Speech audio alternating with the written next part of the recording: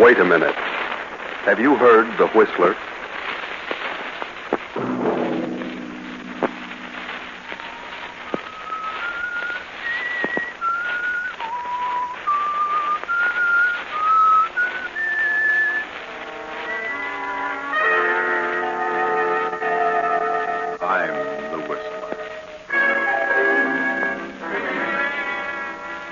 No. Don't come near me. I didn't plan to kill you, no. That was John Hendricks. He waited for a chance to sell his soul to the devil. Money is not enough, John. Money is not enough. We want you, John. We want you. That was his wife, Martha, the former widow Marsden. Yes, Mother. Yes. And her simple-minded son, Henry. Go ahead, son. Go ahead. We must have John Hendricks. Yes, Mother. Yes, Mother.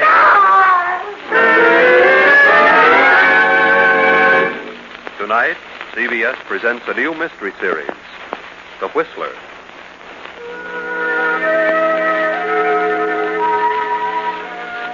And I, the Whistler, know many things, for I walk by night. I know many strange tales, many secrets hidden in the hearts of men and women who have stepped into the shadows. I know the nameless terrors of which they dare not speak. And so I tell you tonight the strange story of Retribution. Gaze up this muddy, rain-splattered road. A small, lonely stone building appears against the lightning streaked sky. The dismal courthouse of a southern village. The village of Marsdenburg.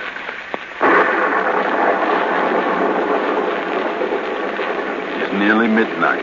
A trial is in progress. A murder trial. John Hendricks is on trial for his life. The state versus Hendricks. Killed his wife and stepson. He killed his wife and her simple-minded son, Henry, for the $10,000 in cash she kept in her big house on the outskirts of town. Open the door.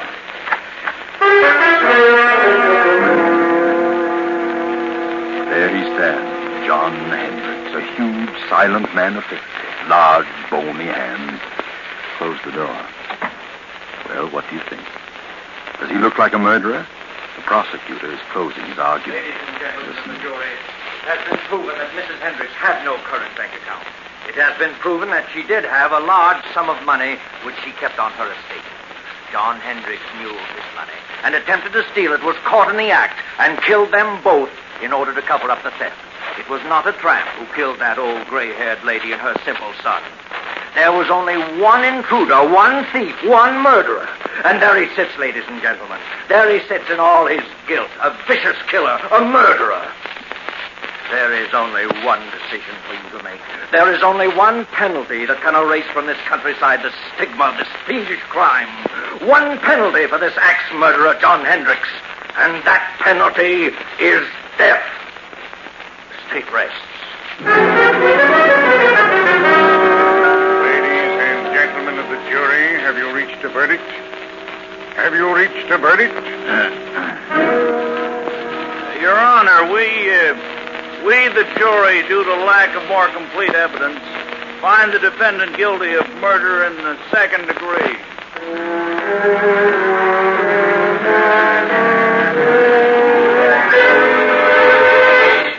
Second degree. Cheated death. He'll get life. Surprised? Of course you are. But it had to be. Yes, it had to be. I know. John Hendricks, stand up. Yes, John, stand up. Face the court. Watch him now. His Honor speaks. John Hendricks, I wish to state that I am not in accord with the findings of this jury. However, there's nothing for me to do but sentence you to the state penitentiary for the remainder of your natural life.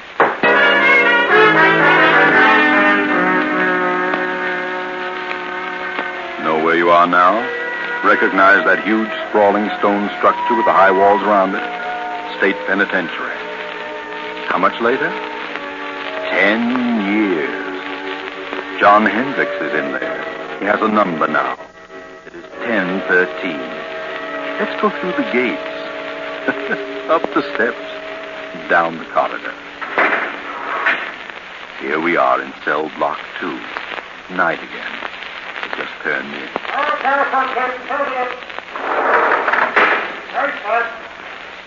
This has been going on for 10 years for John Hendricks, 1013, and his cellmate Bill, 1014. Bill, 1014, is a gangster, or rather he was. But he's changed during the 5 years he's been here. Bill has decided to go straight if he ever gets out, which is very doubtful. But he holds no resentment, has become more or less happy. Bill started reading here, philosophy and so forth. He's changed.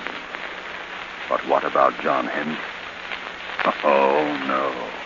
Not Hendricks. Because he has a plan. He has a purpose. Move closer to the cell door and listen. All I got to say, Bill, is I think you're crazy enough to make the try with me. That's a matter of opinion, John. But it'll be simple. I got everything all set. It's all fixed. Not a chance of a slip-up. All fixed? Who with? Well, a friend of mine. Oh, I see. Crooked guard. No, he ain't a guard. Don't tell me you got it fixed with a warden. What difference does it make who it is so long as the whole thing is set and fixed? Well, you've got to have some help, inside or out. Oh, Hendricks, I think you're nuts. You're stir crazy. I'm getting out of this place. I got a reason, a good reason. I got something waiting for me outside, something I can enjoy, something that belongs to me.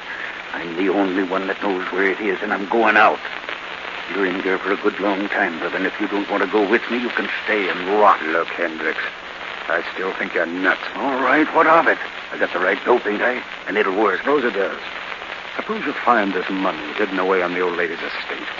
What good will it do you?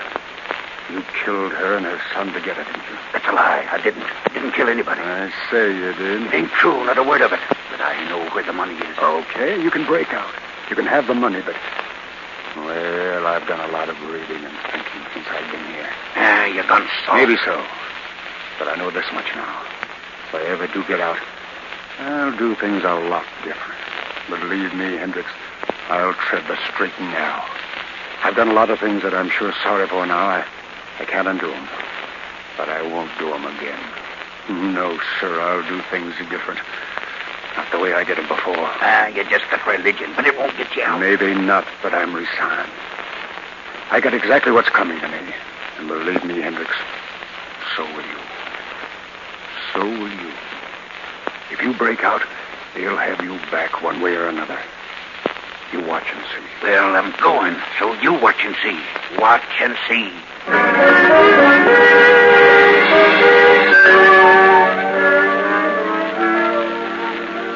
Now, another storm. Another night, a lonely country road, a car. We're in the south. That village we passed a few miles back, that silent, sleeping village, was Marsdenburg. Yes, Marsdenburg, remember? That small, lonely stone building was the courthouse. The courthouse where John Hendricks was tried and convicted. We're on the outskirts now, on a lonely road. A young man is driving the old car, and there's a girl beside him. Motor trouble? Oh, there, just ahead, a light. Yes, it's a little crossroads store. Pull in. There's a light, but I don't see anybody. Oh, it's closed. We better drive on. I guess you're right. Evening, folks. What's your trouble? We're having motor trouble. Oh, is it? How are you doing driving around on a night like this? On our way west. Mister, is there an inn or something around here where we can stay for the night? An inn? Yes, there's a place about 8 miles up the road. They'll probably put you up. There's a sign on the left-hand side of the road. Can't miss it. This road's pretty bad when it rains. Got to be careful or you'll find yourself walking. Thanks. We'll try. Good night. Good luck, mister. You'll need the luck.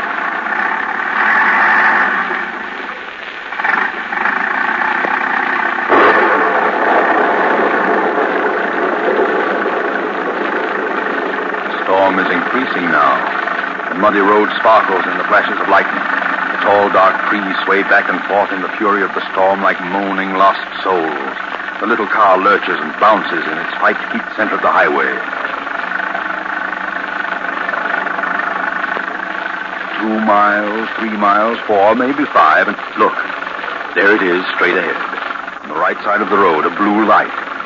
Ah, yes, that's it. Wait, George.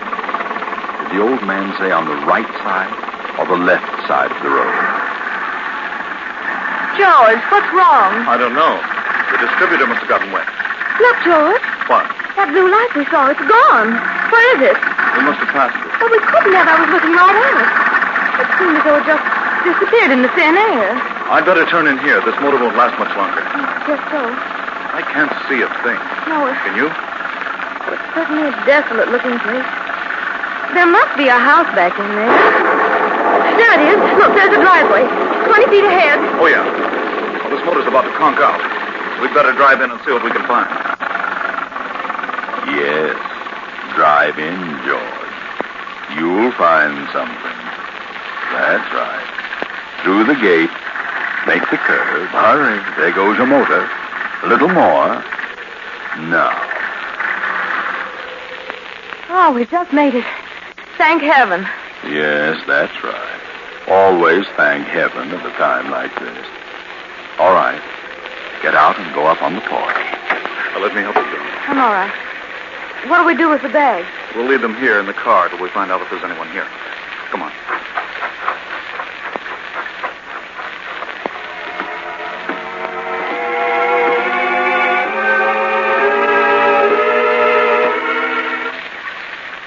Do you see a bell? No, can't see a thing. Gee, this place looks completely deserted. I don't think anyone lives here. I don't either. Let's go.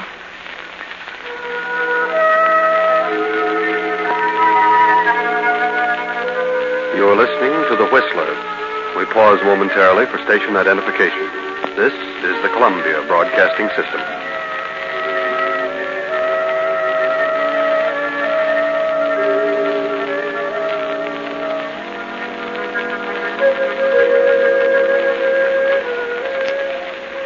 George, let's don't knock.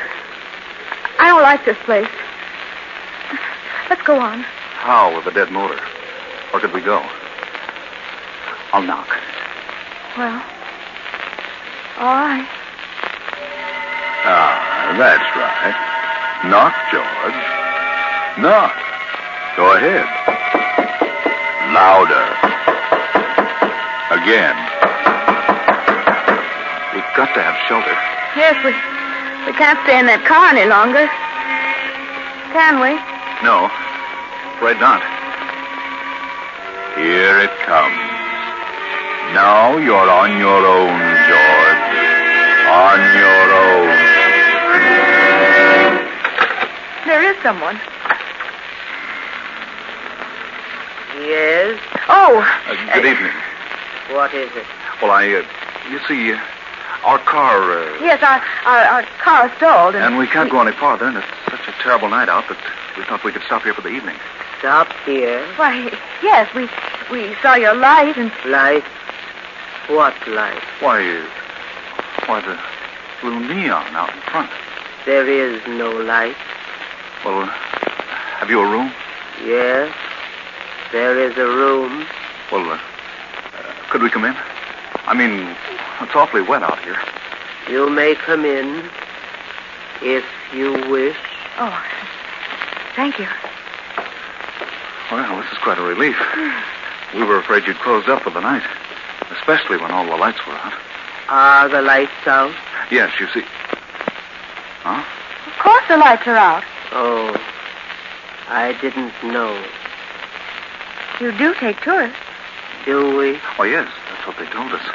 Who told you? Well, the man, the old man at the little store back at the crossroads. Little store? Yes, at the crossroad about 5 miles back. You know where the crossroad is, don't you? There is no store at the crossroads. There isn't? No. I see. Look, madam, would you mind turning on the lights? I can't see a thing. We have no lights here. No light? Give me a flashlight, John. She means there's no electricity. No.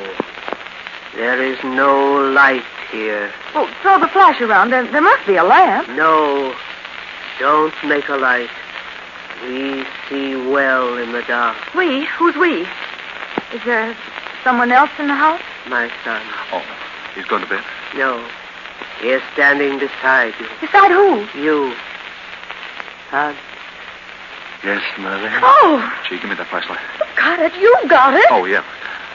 Gee whiz. How long have you been standing there, Bub?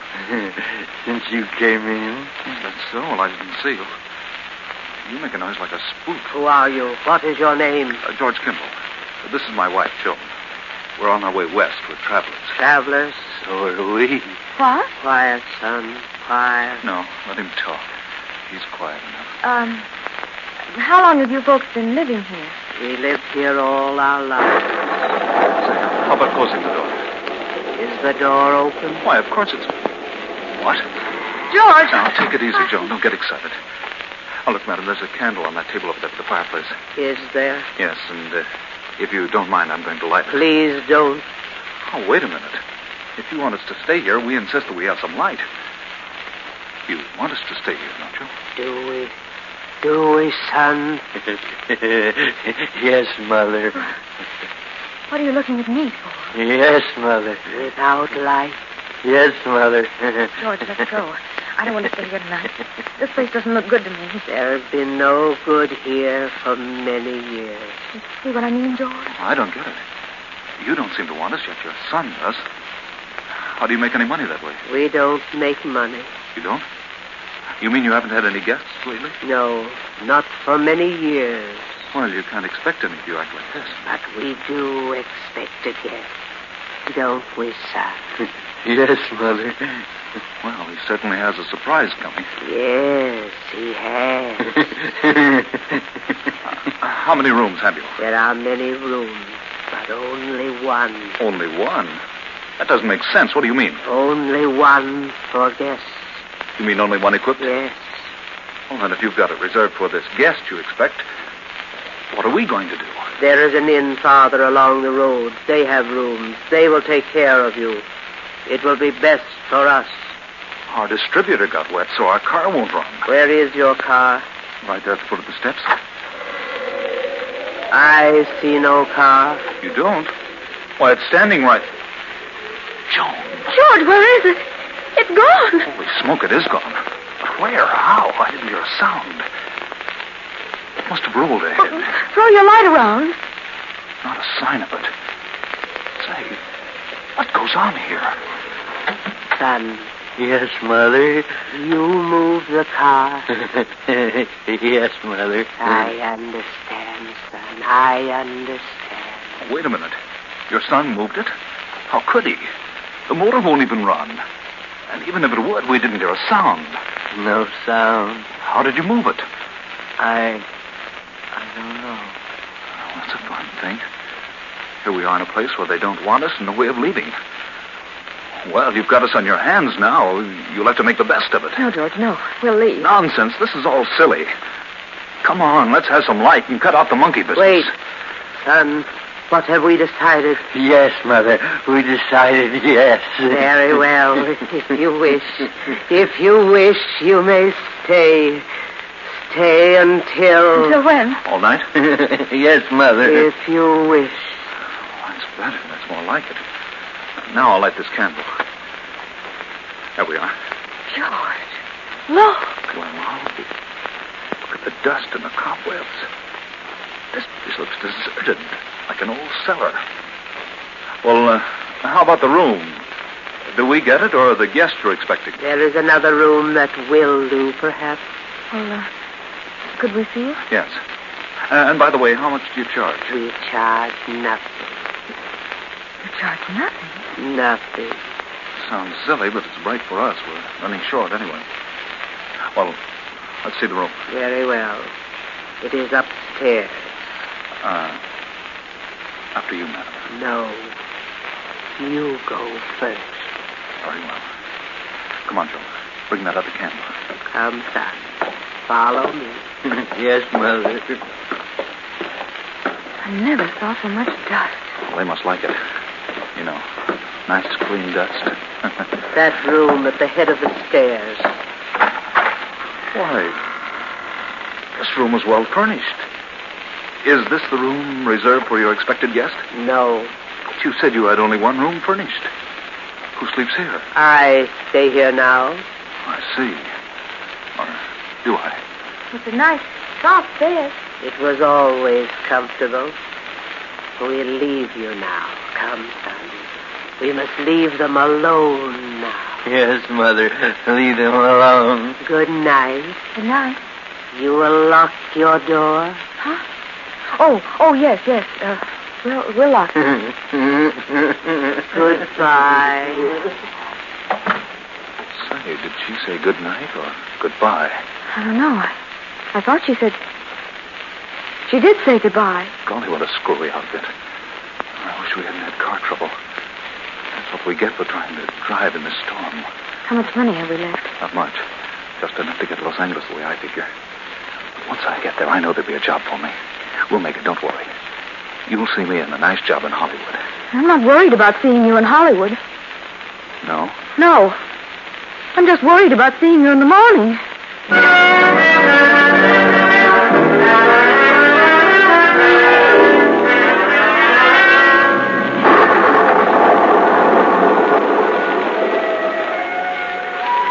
Same night, but later.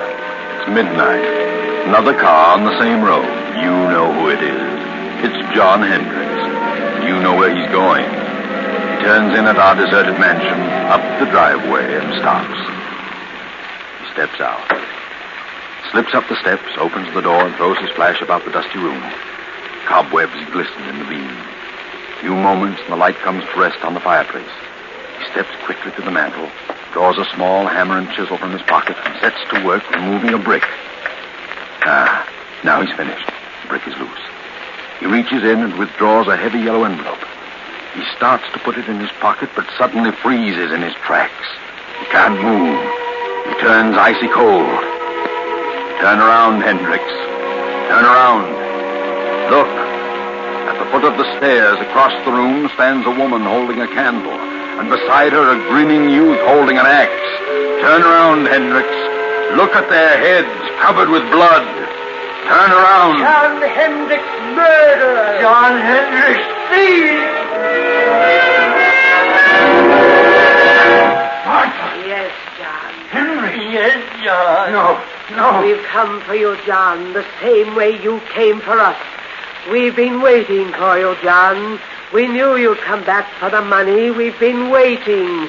We've come to take you, John. No. Please don't come near me. Please. You must suffer, John, as we have suffered. I've suffered. Not enough, John. Not enough. I didn't mean to do it. I didn't plan to kill you. I went mad, lost my head. No, don't come near me. You can have the money. You can have it. Then give it to us, John. Give us the money. You won't need it now. Come, son. We must have the money, and we must take John. Come, son, come. No. There's the money on the floor. Money is not enough, John. Money is not enough. Go ahead, son. Go ahead. We must have John Hendricks, thief, murderer. Yes, Mother. Yes, Mother. No. I'll shoot. Bullets won't stop us.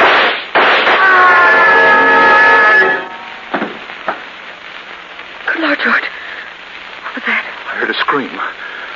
Downstairs. So did I. And shots. I'll open the door. It must have been downstairs. I don't see a thing. Here's your flashlight. Great Scott. Look. A man down there on the floor. Come on.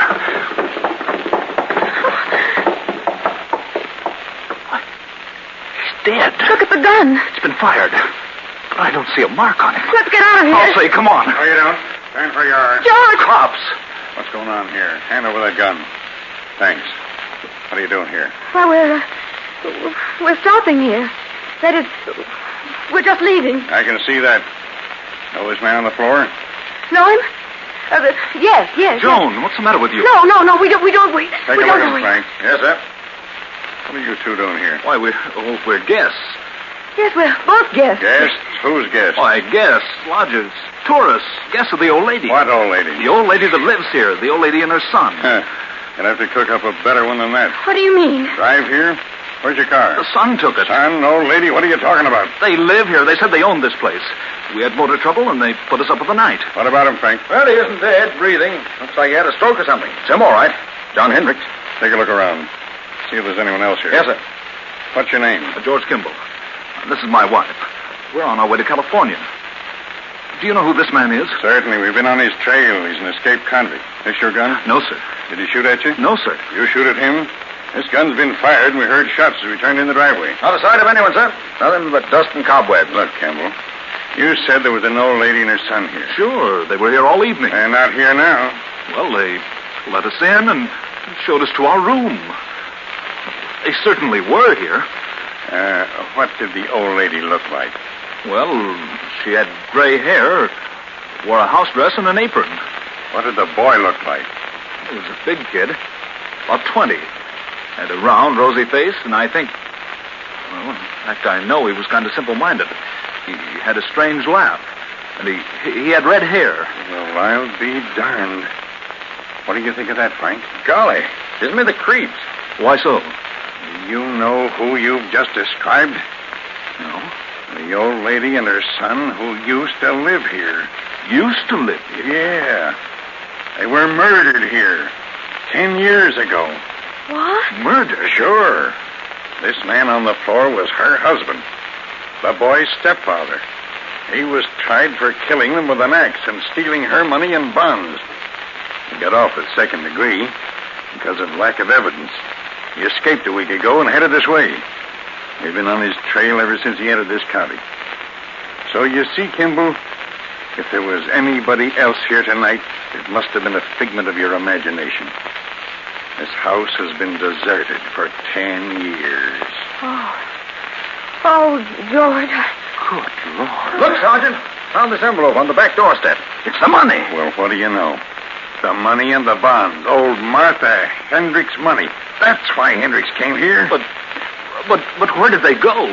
The old lady? No place. Because they weren't here, Kimball.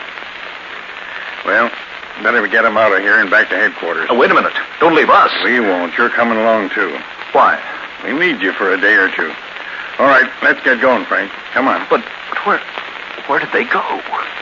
We saw them. I know they were here. Well, you certainly described them to a T, but don't worry too much about it, you know. Things like this can drive you nuts. You know what I mean? Things like this sometimes just happen. You know what I mean? No. Well, oh, come on, let's go before I get the heebie-jeebies. What did he say? Things like this just sometimes happen? Just happen? Well, sometimes they do and can't be explained. But not this time. Oh, no, not this time. This can be explained. Remember John Hendricks' cellmate Bill? Bill number 1014? He can explain. He knows all about it because he planned it. Bill wanted the money. He'd learned all the dope from Hendricks.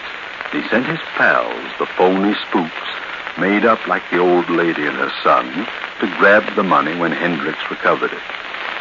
Too bad they dropped it in their hurry to get away. Bill didn't want to hurt John. He wanted to scare him out of it. Remember?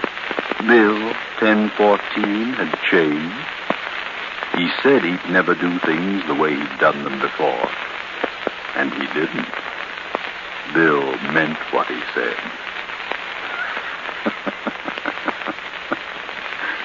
Good night.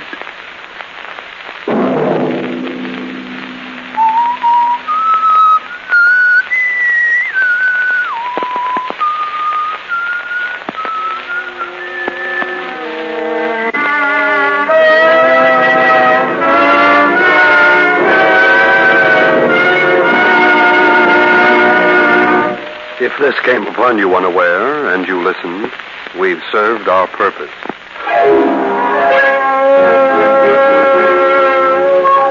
Whistler, with original music composed and conducted by Wilbur Hatch, is written and directed by J. Donald Wilson and originates from Columbia Square in Hollywood.